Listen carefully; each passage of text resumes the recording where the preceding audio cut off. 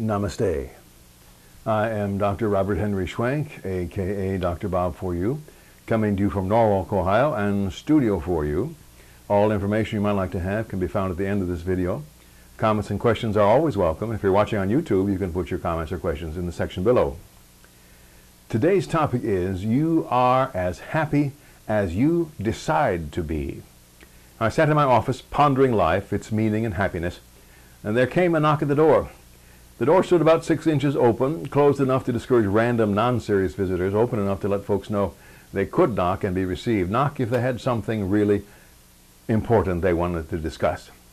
Mitch opened the door a little further and stuck his head in. "Are you busy?" he said. "Come right in, Mitch," I said. "Have a seat. What's on your mind?" Dr. Bobby started, "I can't seem to hold on to happiness. I've been coming to our coaching community for a number of years now. I buy into most of what you have taught us, but I just don't seem to be happy." "What are some of the ways you have tried to be happy?" I asked. He went on to tell me that he was meditating regularly, trying to beam his bliss into the world, learning as much as he could about himself and what it means to have happiness in his life. I then asked him what his commitments were like. He said he was committed to his job and family. He had friends and he tried to keep the relationships going well. And then he gave a revealing comment. "I am uneasy in my responsibilities. My ears, figuratively, perked up as a horse's would at a distant, unfamiliar sound. Tell me about your anxiety in regards to responsibilities, Mitch." "I can't seem to get my mind around them. I always feel like I make a commitment and I'm going to betray it." "You mean," I said, "that you are having difficulty making commitments, keeping commitments, that you are afraid of something?" And Mitch told me he felt he had always seemed to be this way for as long as he could remember. He wasn't afraid to undertake relationships, he just felt uneasy in them. I said to him, "You are afraid of yourself." He stopped in his verbal tracks for a few seconds. How can a person be afraid of himself? I told him there were several ways, but it was not necessary to talk about them. I said to Mitch that I thought he just needed to make up his mind, take the courage to embrace with a full heart the person to whom he would wish to make a commitment. I reminded him that courage is not the absence of fear, but doing what needs done beyond the fear. All obligations have a risk in them, even when trying to be happy. "How can there be risk in trying to be happy?" Mitch asked. "Happiness involves a courageous leap into a place few go.